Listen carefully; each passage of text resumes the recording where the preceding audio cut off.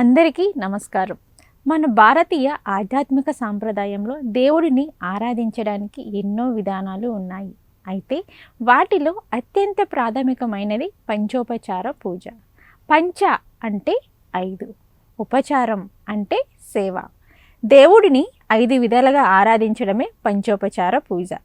పూజ చేసేటప్పుడు మనం గంధం సమర్పయామి, పుష్పం సమర్పయామి, ధూపం ఆగ్రాపయామి, దీపం దర్శయామి, నైవేద్యం నివేదయామి అంటూ చదువుతూ ఉంటాం.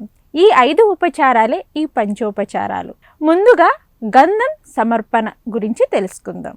ఇది దేవుడు శరీరానికి సుగంధం ఇవ్వడమే కాదు, మన మనసును శాంతింప చేయడానికి కూడా సూచనగా భావించాలి. చందనం చల్లదనంలా మనలో భక్తి శాంతి విరజల్లాలని ఇది సూచిస్తుంది. రెండోది పుష్పం సమర్పయామి.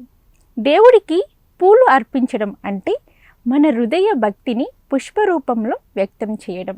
ప్రతి పువ్వు మన మనసులోని పవిత్రతకు ప్రతీక. ఇక మూడవది ధూపం అగ్రాపయామి. ధూపం సువాసనతోనే వాతావరణం పవిత్రమవుతుంది.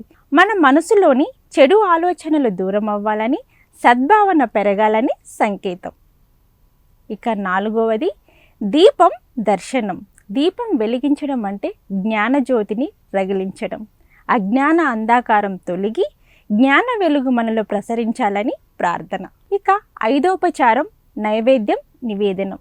దేవుడికి అన్నం లేదా పండ్లు సమర్పించడం ద్వారా మన జీవనాధారాన్ని దేవుడికి అర్పించినట్లు అవుతుంది. అన్నదానం కృతజ్ఞ భావానికి ఇది చిహ్నం. ఇలా ఈ 5 ఉపచారాలు గంధం, పుష్పం, ధూపం, దీపం, నైవేద్యం మన పూజకు ప్రాణ ప్రధానమైనవిగా భావించాలి. వీటిలో చేసే పంచోపచార పూజ కూడా సంపూర్ణ భక్తి పూజే.